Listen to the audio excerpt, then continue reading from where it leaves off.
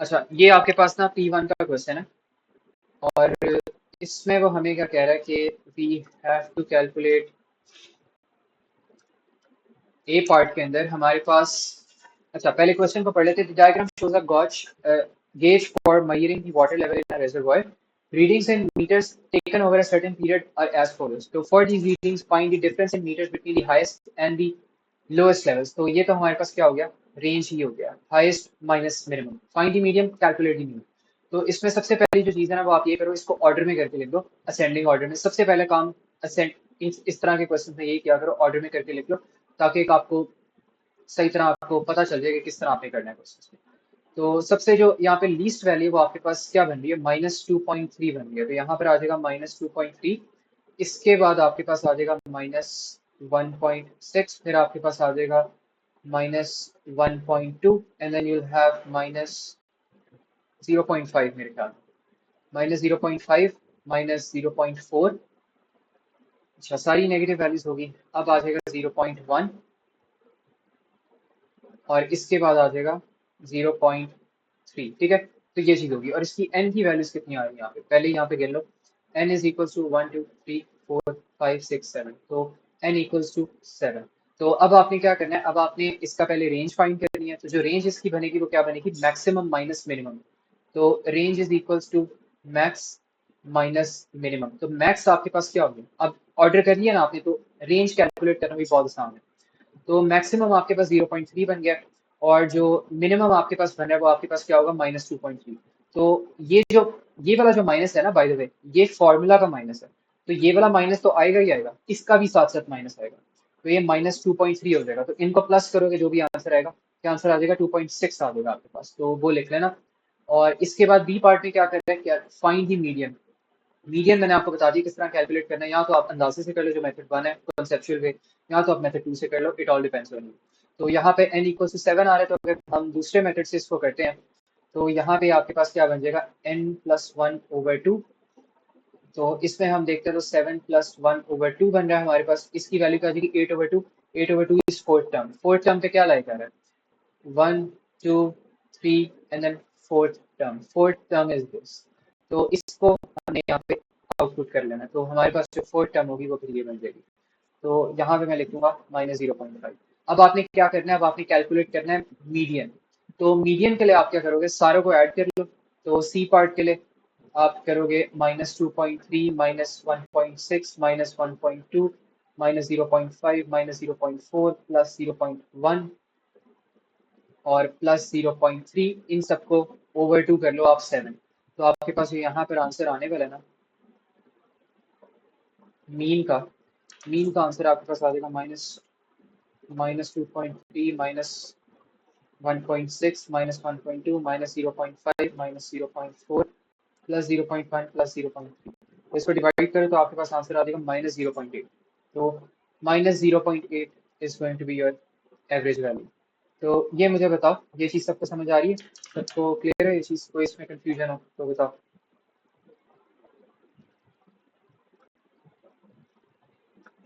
रायान और मौजम, क्लियर है आप दोनों को भी? ओके। अच्छा, इसके बाद एक और यहाँ पे क्वेश्चन आता है हमारे पास। बॉक्सेस वाले क्वेश्चन मैं करवाना चाह रहा हूँ आप लोगों को, बट मुझे पहले देखना है दूसरा। Calculate the mean probability. अब इसमें प्रोबेबिलिटी भी थोड़ी सी आ रही है, मसला है। अच्छा, मीन आ गया, मॉड आ गया।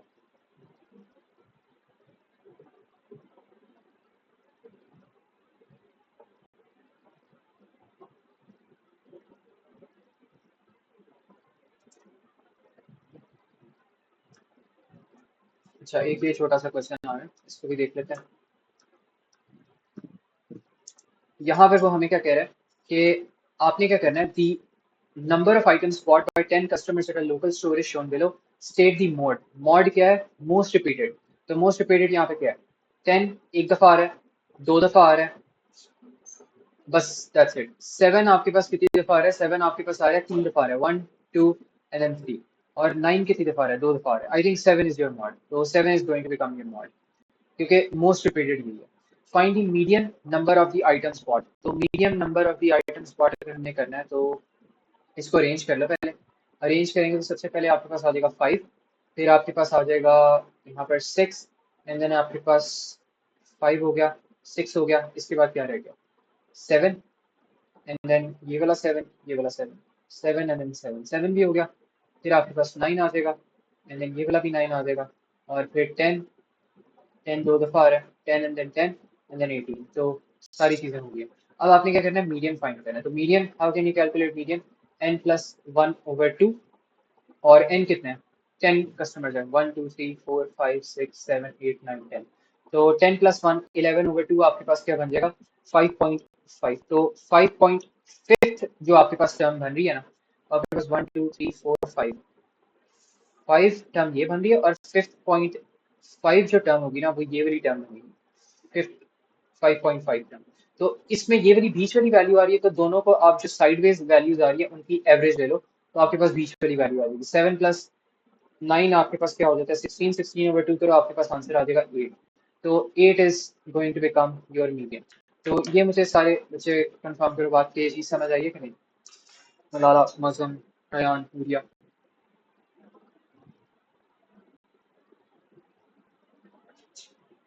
ओके, अच्छा, तो यही था हमारे पास, बस अभी तक जितना भी हमने यहाँ पे मॉड पढ़ा है, मीडियन पढ़ा है, ये सारी चीजें पढ़ी हैं, ये हमारे पास ना इतना ही टेस्ट होता है, इसके अलावा इसके अंदर इतनी कोई डिटेल वगैरह खास नहीं आती। अब आपके पास क्या आ जाता है, अब आपके पास आ जाते हैं टेबल की वैल्यूज आ जाती हैं, जो कि टेबल की वैल्यूज हमें पता होनी चाहिए कि टेबल जो है आपके वो किस तरह कैलकुलेट हो रहे हैं। आपके पास फ्रीक्वेंसी जो टेबल्स होते हैं ना, वो आते हैं इसके अंदर नॉर्मली। तो फ्रीक्वेंसी टेबल अगर मुझे यहाँ पे पास पेपर मिल जाए ना, तो उसके through I can explain it very well. तो लेट मी सी कि अगर मेरे पास कोई पास पेपर है अच्छा है, फ्रीक्वेंसी इफेक्ट्स।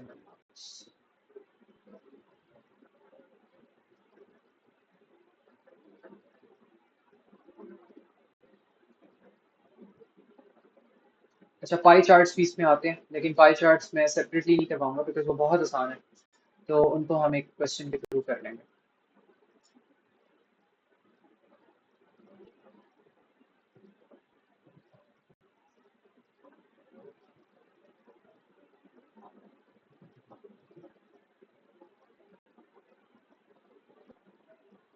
अच्छा, ये मेरे पास आ गया एक ये वाला question. I think this is a good enough question.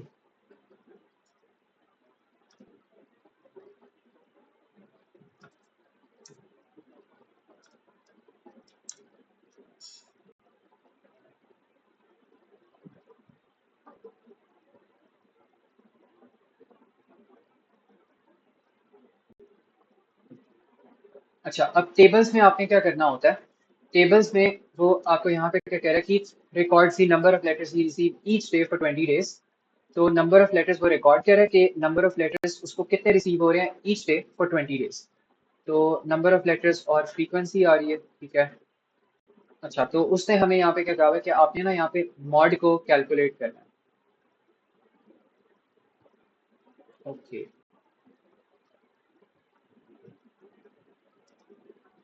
बल्कि इसमें ना मैं सोच रहा हूँ कि अभी इसको पास्ट पेपर क्वेश्चन को हम साइड पे रखते हैं, पहले ना हम थोड़ा सा इसको देख लेते हैं, वरना I think you guys will just end up getting confused.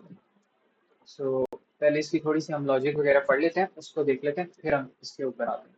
अब इसके अंदर नॉर्मली जो टेबल्स होते हैं वो क्या होते हैं, उसके अंदर वो क्वांटिटी आपको कोई दे देगा, मार्क्स की क्वांटिटी हो सकती है, बच्चों के नाम हो सकते हैं, फिर वो दे सकता है फ्रीक्वेंसी दे सकता है। फ्रीक्वेंसी क्या चीज़ होती है, फ्रीक्वेंसी होती है कितनी दफ़ा आपकी एक चीज़ अकर कर रही है। अब मैं अगर ये कहता हूँ कि मुझे अम, मैं कह रहा हूँ कि मैं एक दिन में मैं 5 वाटर ग्लास की फ्रीक्वेंसी से पानी पीता हूँ, तो इसका मतलब क्या है कि नॉर्मली पर डे मैं कितने ग्लास ऑफ वाटर पीता हूँ, मैं 5 ग्लास ऑफ वाटर पीता हूँ, बिकॉज ये मेरे वाटर पीने की फ्रीक्वेंसी है। मेरे ग्लास ऑफ वाटर पीने की फ्रीक्वेंसी 5 है, तो इसका मतलब मैं 5 ग्लास ऑफ वाटर दिन के अंदर पी लेता हूँ। तो फ्रीक्वेंसी होती है रेपिटेशन, कितनी दफा रेपिटेशन हो रही है, कितनी दफा कोई चीज अकर कर रही है, that's known as your frequency. तो अब हमारे पास यहाँ पे क्वेश्चन किस तरह आता है, वो टेबल्स यहाँ पे बना देते हैं। लेट्स सी टेबल अगर यहाँ से बन जाता है, इंसर्ट टेबल आ रहा है, लेकिन ज्यादा लंबा टेबल हो जाएगा शायद। अच्छा,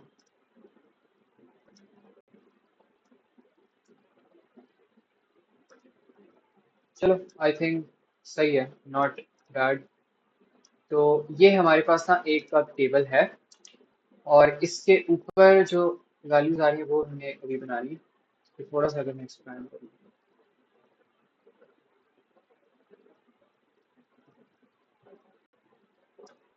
चलो ये ना मेरे ख्याल में ऐसे ही हो रहा है, इसको हम, मैं खुद ही यहाँ पे टेबल बना लेता हूँ, that would become more easily for me.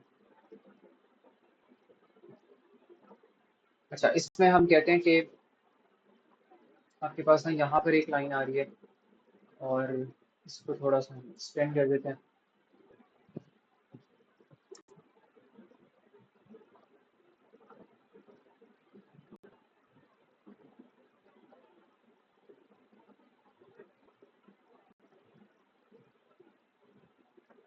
ठीक है, ये आपके पास ना एक छोटा सा यहाँ पे टेबल आ गया, और इसके अंदर आपके पास लेट्स सपोज आ रही है, सबसे पहले एक्स की वैल्यूज आ रही है कुछ। एक्स कुछ भी हो सकता है, एक्स आपके पास मार्क्स हो सकते हैं स्टूडेंट्स के, आपके पास लिटरली कोई भी यहाँ पे ना एक्स की चीज हो सकती है, तो उससे परेशान नहीं होना। तो एक ये चीज आपके पास आ जाती है, फिर इसके बाद आपके पास होती है फ्रीक्वेंसी आती है, कि कितनी दफा कोई चीज आपके पास अक्कर कर रही है, या कितनी दफा ये मार्क्स आपके पास आ रहे हैं। यहाँ बल्कि मैं कहता हूँ कि ये जो है ना, ये आपके पास है, लेट्स सपोज आप कह लो ये आपके पास मार्क्स हैं, ठीक है, दीज आर योर मार्क्स, इसको मैंने मेंशन नहीं किया। और ये आपके पास है फ्रीक्वेंसी है, ठीक है, ये आपके पास फ्रीक्वेंसी आ गई। और यहाँ पे जो साइड वाला कॉलम होता है, वहां पर आप बना लो एफ एक्स बना लो। अब एफ एक्स क्या होता है, इसको मैं बताता हूँ कि व्हाट इज एफ एक्स, और एफ एक्स हमें बहुत ज्यादा अक्सर क्वेश्चन देना यूजफुल रहता है। तो इसमें सबसे पहले फ्रीक्वेंसी और एक्स को समझ लो। अब आपके पास लेट्स सपोज जो मार्क्स आ रहे हैं, तो पहले मार्क्स आपके पास आते हैं 20, फिर आपके पास आते हैं 30, फिर आपके पास आ जाते हैं लेट्स सपोज आप कह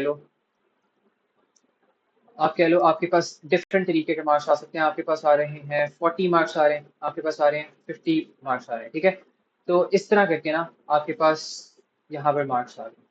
अब आपने करना क्या है, इतने आपके पास मार्क्स आ रहे हैं, अब फ्रीक्वेंसी आपने बतानी है कि ये वाले मार्क्स कितने बच्चों के आए हैं। अब अगर ये वाले 20 मार्क्स मैं कहता हूँ 20 मार्क्स जो आए हैं वो यहाँ पर मेरे पास दो बच्चों के 20 मार्क्स आए हैं, तो मैं यहाँ पे लिख लूंगा 2। और 30 मार्क्स जो है वो मेरे पास चार बच्चों के हैं, तो मैं यहाँ पे लिख लूंगा 4। और 40 मार्क्स मेरे पास सिर्फ और सिर्फ टू बच्चों के हैं, तो मैं यहाँ पे लिखूंगा 2। और 50 मार्क्स सिर्फ और सिर्फ एक बच्चे के हैं हाईएस्ट मार्क्स, तो वो मैं लिख लूंगा यहाँ पे 1। तो 50 मार्क्स लाने की फ्रीक्वेंसी कितनी है, 1, मतलब एक बच्चा 50 मार्क्स लेकर आए। 40 मार्क्स लाने की फ्रीक्वेंसी क्या है, 2, मतलब सिर्फ दो बच्चे 40 मार्क्स लेकर आए, ठीक है। तो ये चीज करके मैंने यहाँ पे लिख ली। अब जो एफ एक्स होती है, एफ एक्स का जो दूसरा नाम होता है ना, वो आप कहते हो समेशन कहते हो, लेकिन अभी इसको हमने फिलहाल नहीं देखना।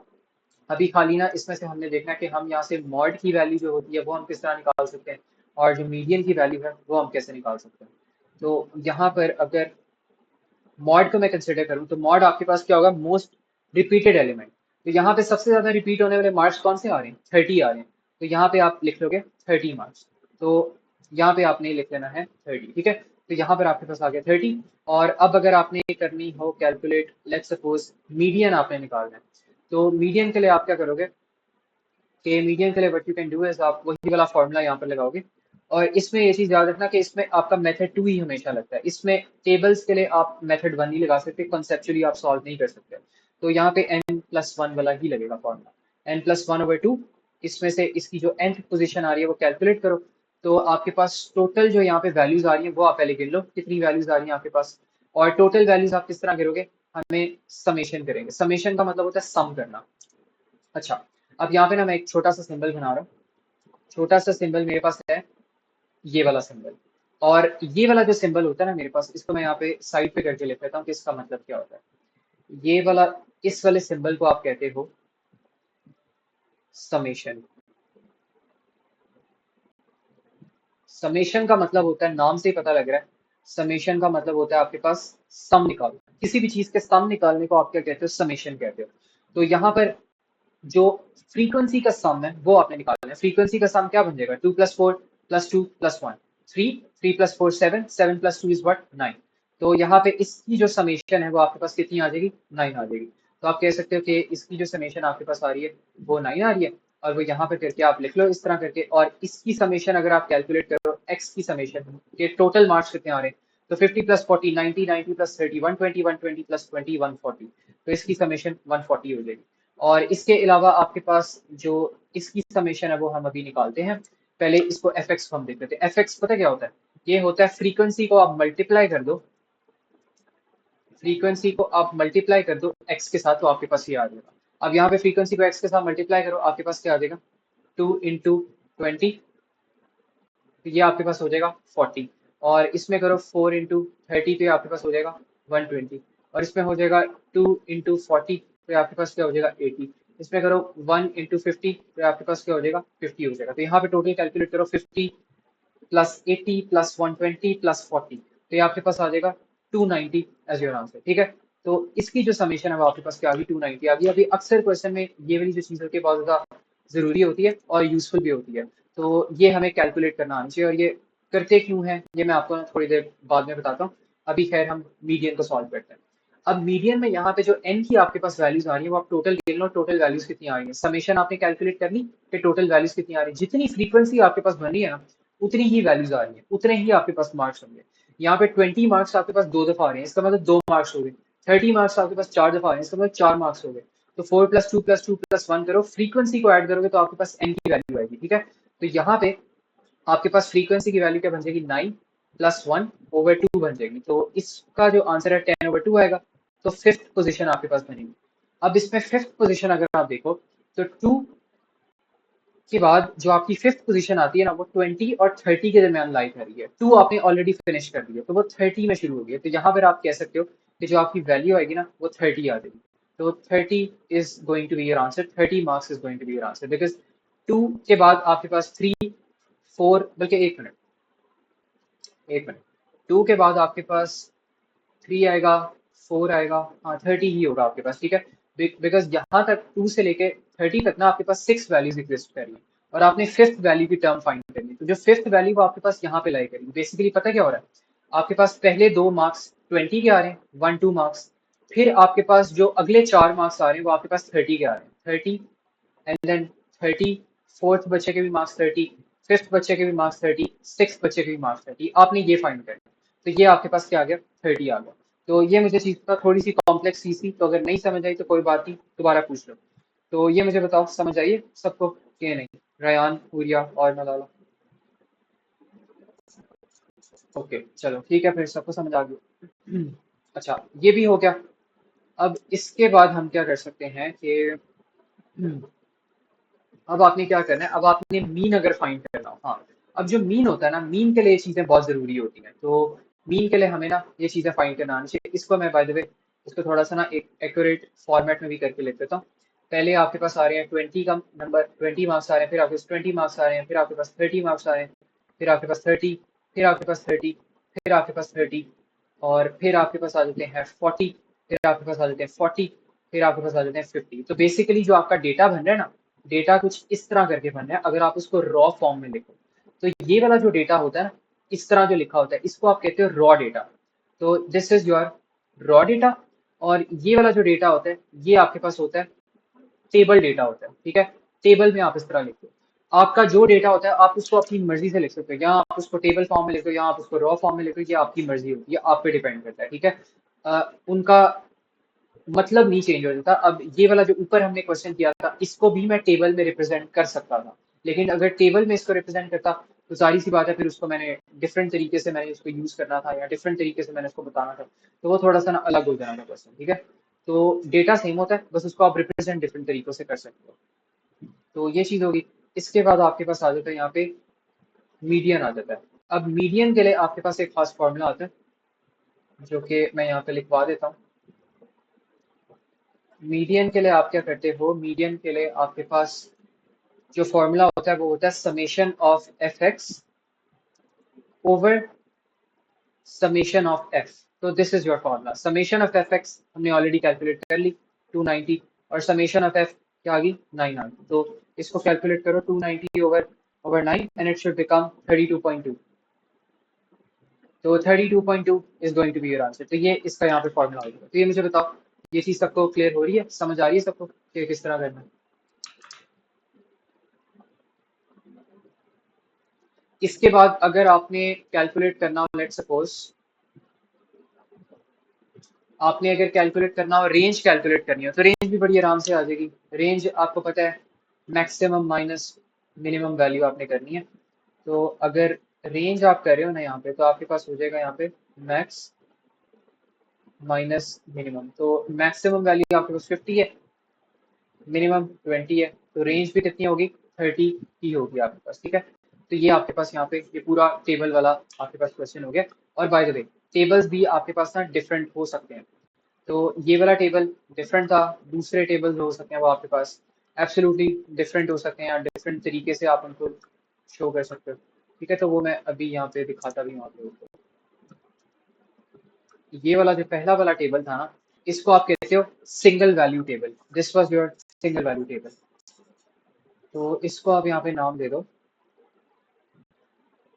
अभी एक रेंज टेबल भी आता है, उसको हम ना बाद में स्टडी करेंगे, लेकिन इसको आप कहते हो सिंगल वैल्यू टेबल। तो this is your single value table. बाकी इसमें कुछ फॉर्मूलाज हैं, वो यहाँ पर आप लिख लो। फ्रीक्वेंसी आपके पास क्या होती है, फ्रीक्वेंसी हम सबको पता है, it's known as the number of repetitions. Repetitions आपके पास होती है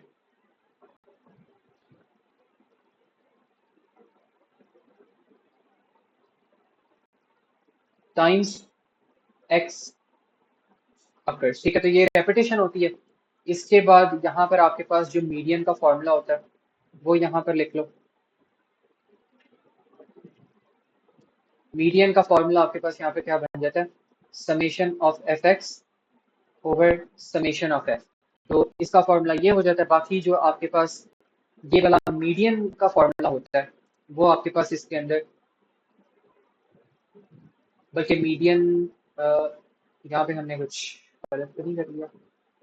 एक मिनट, ये जो था ना आपके पास, ये आपके पास मीन था।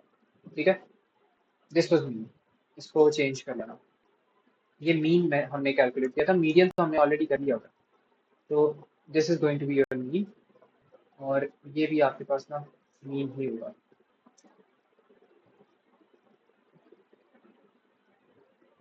ठीक है, तो दिस इज मीन।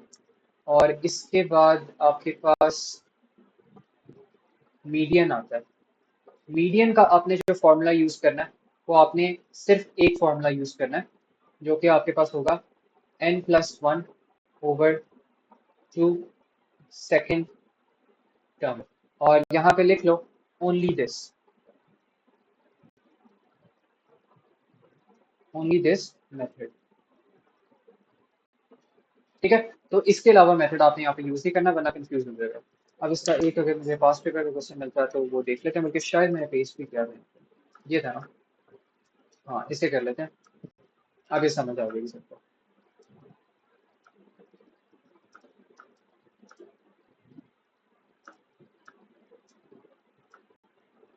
अच्छा, अब वो यहाँ पे क्या कह रहे हैं, keep records the number of letters he receives each day for 20 days. तो ये जो है, ये आपके पास एक्स आ गया, ये आपके पास फ्रीक्वेंसी आ गई, और यहाँ पर आप बना लो एफ एक्स, एक एक्स्ट्रा कॉलम बना लो। एफ एक्स का कॉलम नॉर्मली नहीं बना होता, तो इसको आप ना खुद बना सकते हो। तो यहाँ पर एफ एक्स का जो कॉलम आ रहा है उसको बना लो, और जो भी एफ एक्स की वैल्यूज आ रही है ना, वो आपने यहाँ पे एज इट इज लिख देंगे। तो यहाँ पे आप कह लो कि ये वाली जो आपके पास वैल्यू ये क्या हो जाएगी, 4 × 0 0 हो जाएगा, 6 × 1 6 हो जाएगा, 3 × 2 6 हो जाएगा, 3 × 2 6 हो जाएगा, और 1 × 4 4 हो जाएगा, 4 × 5 क्या हो जाएगा, 20 हो जाएगा। अब इनकी जो सेपरेट वैल्यूज आ रही हैं, समेशन कैलकुलेट कर लो। समेशन ऑफ एक्स आपके पास कितने आ रहा है, टोटल लेटर्स कितने हैं, 1 2 3 6 10 एंड देन 15। तो ये समेशन 15 होगी। इसकी फ्रीक्वेंसी की समेशन देखो तो ये कितनी हो जाएगी, 10 13 15 16 एंड देन 20। तो 20 होगी, एंड देन आपके पास समेशन ऑफ एफ एक्स कितनी हो जाएगी यहाँ पे, 6 6 6 18 18 plus 14 18 plus 4 is what, 22 22 plus 20 is 42। तो इसकी समेशन 40 होगी। अब आपने करना क्या है, बेसिक बेसिक काम आपने कर लिया। अब आप इसका मॉड कैलकुलेट कर लो। तो मॉड आपके पास क्या होता है, मोस्ट रिपीटेड आइटम। तो मोस्ट रिपीटेड आइटम आपके पास क्या बन गई है, ये 6 1 बन रहा है। तो 1 is going to be your mode because most repeated item है। ठीक है, ये चीज होगी। इसके बाद एक और यहाँ पे उन्होंने मीन के बारे में कहा हुआ है, तो मीन के लिए हम यहाँ पे कैलकुलेट कर लेते हैं। हमने मीन वैसे ऑलरेडी कैलकुलेट कर लिया, मीन का बस हमने डायरेक्ट फॉर्मूला लगाना है। तो देखो, अगर आप इसको इस तरह करके आराम से कैलकुलेशन वगैरह करो, तो बहुत आसान बन जाता है इस तरह की प्रोसेस को कैलकुलेट करना। ठीक है, यहाँ पे आपने मीन भी अब अगर कैलकुलेट करनी है ना तो आराम से कौन से आपके पास मीन आएगी। आपने मीन का फॉर्मूला क्या लिखाया था मैंने आपको?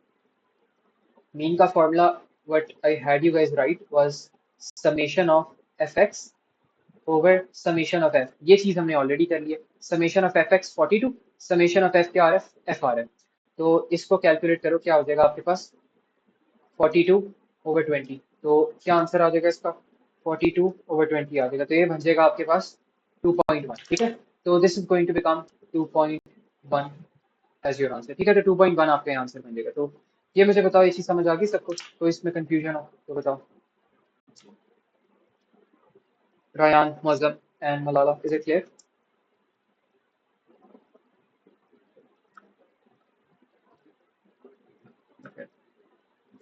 अच्छा, इसके बाद अब एक और यहाँ पर चीज आती है। अब वो क्या कह रहा है? Over the 20 days Emma received a mean of 1.7 letters each day. How many letters did Emma receive all together? अच्छा, तो मीन जो है, मीन लेटर्स जो इसके पास आ रहे हैं वो 1.7 आ रहे हैं। अब इसमें देखो हिंट, इसको नोटिस करो। हिंट वो आपको क्या दे रहा है? वो आपको दे रहा है मीन उसने ऑलरेडी आपको प्रोवाइड कर दिया कि जो मीन आपके पास आ रही है वो 1.7 आ रहा है। अब इससे कंफ्यूज ना हो जाना कि यहाँ पे हमारा मीन 2.1 आ रहा है, यहाँ पे 1.7 आ रहा है। जाहिर सी बात है उन्होंने डिफरेंट वैल्यू भी देनी थी, बिकॉज अगर वो ये बता दें तो ये तो आराम से आप लोग कैलकुलेट कर लेते। और वैसे भी यहाँ पे उन्होंने मेरे ख्याल में हम्म, अच्छा, अब उन्होंने ना मीन चेंज कर दिया। अब वो कह रहे हैं हाउ मेनी लेटर्स डिड एमा रिसीव ऑल टुगेदर। तो मीन उन्होंने दे दिया, तो हिंट आपने क्या करना है? मीन दे दिया, मीन का फॉर्मूला लगा के देखो, उसी में ही कुछ ना कुछ आपका सोल्यूशन लाई कर रहा होगा। वो एग्जामिनर खुद जो आंसर है वो आपकी प्लेट पे आपको रख के देगा। आपने बस वैल्यूज को नोटिस करना है और जो सी चीजें वो आपको प्रोवाइड करेगा उसके कॉरस्पॉन्डिंग आपने अगेंस्ट फॉर्मूलाज देखने हैं, कौन कौन से फॉर्मूलाज अवेलेबल है उसके अगेंस्ट। तो मीन की बात उसने की है, मीन के अगेंस्ट फॉर्मूलाज देखो और आंखें बंद करके यहाँ पे बस फॉर्मूला आप लगा लो, आपका आंसर ट्रस्ट मी खुद ही बन जाएगा। तो मीन इक्वल्स टू आप करो, आपके पास क्या आता है? एफ एक्स ओवर आपके पास आता है एफ। ठीक है, ये चीज होगी। अब मैंने आपको बताया था कि टेबल्स में जो आपके पास एफ होता है वो किसके इक्वल्स टू होता है? वो आपके पास होता है टोटल नंबर के इक्वल टू होता है। ठीक है, ये चीज मैंने आपको बताई थी। तो आपने क्या करना है? आपने फाइंड ही ये चीज करना है, हाउ मेनी लेटर्स। तो हाउ मेनी लेटर्स बेसिकली आपने क्या करना है? आपने समेशन ऑफ एफ फाइंड करनी है। समेशन ऑफ एफ यहाँ स्लैश एन आपने फाइंड करना है। ठीक है, तो ये चीज आपने फाइंड करनी है। मीन की वैल्यू इसने ऑलरेडी दी हुई है और समेशन ऑफ एफ एक्स जो है वो उसने आपको नहीं दिया हो। समेशन ऑफ एफ एक्स के लिए हमें क्या चाहिए? एक्स चाहिए और ये चीज चाहिए। Over the same 20 days, Emma received 1.7 letters a day. How many letters did Emma receive altogether? जैसे इसको ना, मुझे इसको मुश्किल तरीका एक लग रहा है और मुझे लगता है इसका कोई आसान तरीका होगा, लेकिन मेरे दिमाग में मुश्किल तरीका है। मुश्किल तरीका ये है कि एफ एक्स को हम बारी बारी पहले कैलकुलेट कर लेते हैं। जीरो को हम फ्रीक्वेंसी से मल्टीप्लाई करवाते हैं बार बार और फिर हम कैलकुलेट करते हैं।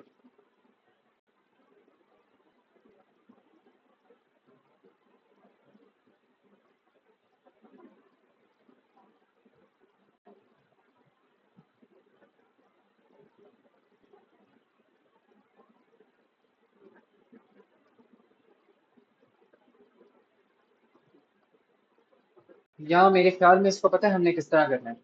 ये टेबल वाला फॉर्मूला इसमें नहीं लगेगा, इसमें ना दूसरा वाला फॉर्मूला लगेगा, बिकॉज टेबल वाला फॉर्मूला इसमें आई डोंट थिंक एप्लीकेबल होगा, क्योंकि एफ एक्स तो हम यहाँ पे निकाल नहीं सकते। एफ एक्स के लिए हमें फ्रीक्वेंसी पता होनी चाहिए, लेकिन फ्रीक्वेंसी वो हमसे खुद से कैलकुलेट करवा रहे हैं। तो ये मसला आ गया हमारे पास। तो इसमें ऐसा करो, जो हमने पुराना फॉर्मूला किया था ना उसको हम करके देखते हैं, आई थिंक उससे ही होगा। तो सम ओवर एन अगर हम करें तो हमारे पास मीन जो है वो 1.7 है और हमने क्या करना है? सम जो है टोटल जो हमारे पास के नहीं, एक मिनट थोड़ा सा मुझे सोचना है इसको। फ्रीक्वेंसी ऑफ एफ जो है आपके पास 20 हो रहा है और ये आपके पास नंबर ऑफ डेज है। ये आपके पास नंबर ऑफ डेज है। ठीक है,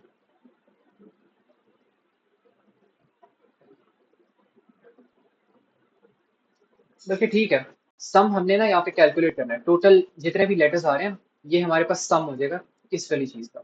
अभी लेकिन मुझे ना इसको वेरीफाई करने दो। एन की वैल्यू हम यहाँ पे ले लेते हैं एन आपके पास 20 आ रहा है, ठीक है। तो 20 इंटू 1.7 जब हम करेंगे ना, तो हमारे पास यहाँ पे एक्यूरेट आंसर आ जाना चाहिए सम का 34।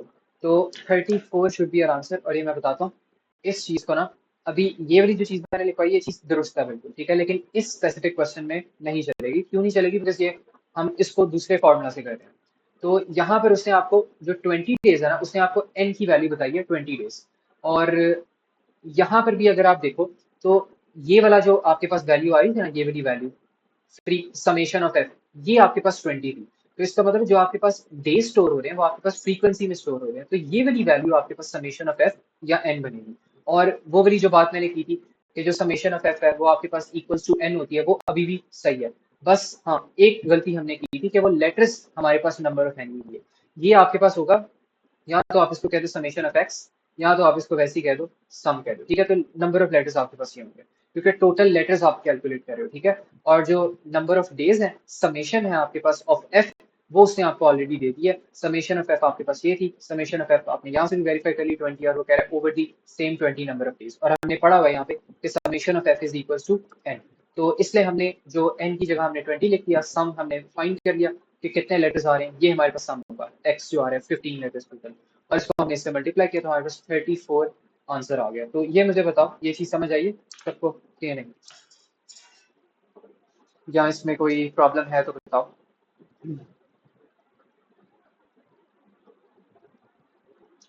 नलाला समझ आ गया आपको भी? ओके। अच्छा, इसके बाद एक और क्वेश्चन इसी का देख लेते हैं हम, ताकि बेहतर प्रैक्टिस हो जाए थोड़ी सी, फिर मैं क्लोज करता हूँ क्लास।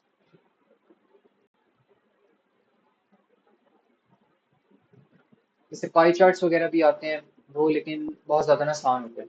अच्छा, एक और ऐसा ही क्वेश्चन आ गया, इसको भी हम देखते हैं। आपको मीन नंबर आ गया, ओके। बल्कि ये जो है ना, इस क्वेश्चन को आप, चलो हम कर ही लेते हैं इसको। एक और क्वेश्चन है हम लोग कर लेंगे।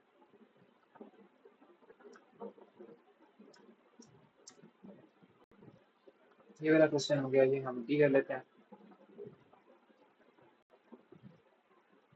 बस एंड कर रहा हूँ मैं, 1 मिनट। एक क्वेश्चन मुझे करवाने दो, फिर मैं एंड कर रहा हूँ।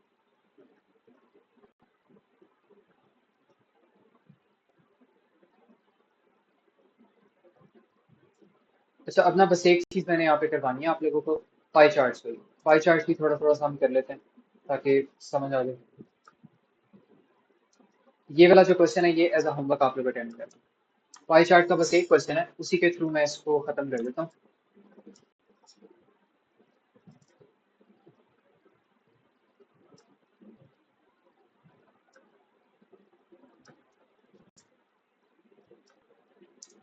अच्छा, इसमें आपके पास क्या हो रहा है, वो कह रहा है इन अ सर्वे some people were asked which of the three songs labeled A, B, and C they liked the best. Expressing your answer in its lowest terms, find the fraction of the people in the survey who liked C best. तो हमने उन लोगों का fraction find करना है जिन्होंने C सबसे ज्यादा पसंद की है। तो अगर हम C को यहाँ पे देखें, अब वो ये क्या कह रहा है, the angle of the sector that represents the people who liked C best is 168। तो ये तो उसने ऑलरेडी हमें बता दिया। तो जो लोग C को लाइक करते हैं ना, उनका जो एंगल हमारे पास बन रहा है वो कितना बन रहा है, 168 बन रहा है। तो अगर इसका 168 बन रहा है तो इसका कैलकुलेट कर लो, इसका क्या बनेगा। तो ये आपके पास बन जाएगा x plus 168 plus 45 equals to 360। तो x की वैल्यू आपके पास आ जाएगी 360 माइनस 168 माइनस 45। तो this should become 147 because a circle is equal to 147।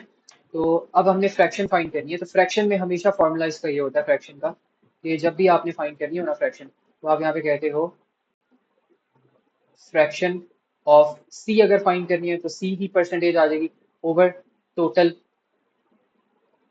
Percentage आपके पास आ जाएगी, ठीक है। तो यहाँ पे जो सी की वैल्यू आपके पास आ रही है वो आपके पास 168 आ रही है। तो ये 168 हो जाएगी और टोटल आपके पास क्या हो जाएगी, 360 हो जाएगी। तो यहाँ पे जरूरी नहीं है परसेंटेज है, ठीक है। तो इसका आंसर आपके पास क्या हो जाएगा, 168 ओवर 360। इसको सिंप्लीफाई करके लिखना, फिर मार्क्स बनेंगे। अब वो कह रहे हैं given that 30 people like a best, calculate the number of people in the survey. अच्छा, तो वो कह रहे हैं 30 पीपल जो हैं उन्होंने लाइक किया है ए, तो 30 पीपल इसमें रेशो बना लो, 30 पीपल लाइक करें और जो आपके पास थीटा की वैल्यू यहाँ पर बन रही है वो कितनी बन रही है, ए के कॉरस्पॉन्डिंग 147, तो यहाँ पे 147 लिख लो, रेशो बन गई। अब आपने टोटल जो है लोग फाइंड करने हैं, तो टोटल लोग किस एंगल पे एग्जिस्ट करें, 360 वाले एंगल पे एग्जिस्ट करें, तो यहाँ पे x कर दो, तो इनको क्रॉस मल्टीप्लाई करो, तो आपके पास यहाँ पे x की वैल्यू आएगी, वो आ जानी चाहिए 360 इंटू 330 ओवर 1, 360 इंटू 30 ओवर 147, तो ये आपके पास हो जाएगा 73 पॉइंट समथिंग, तो 73.46 होगा। इसको आपने ट्रांसफर कर लेना है 74 में, because no way there is a 1.5 question, ठीक है। राउंड आपने क्या करना है, राउंड आपने बिग करना है, आपने इसको राउंड फॉरवर्ड्स करना है,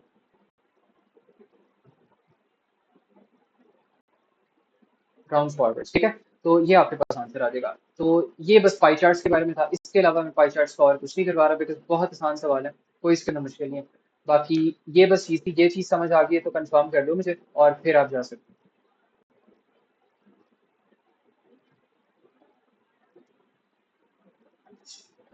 ठीक है, सबको समझ आ गया तो you guys can go, Allah Hafiz.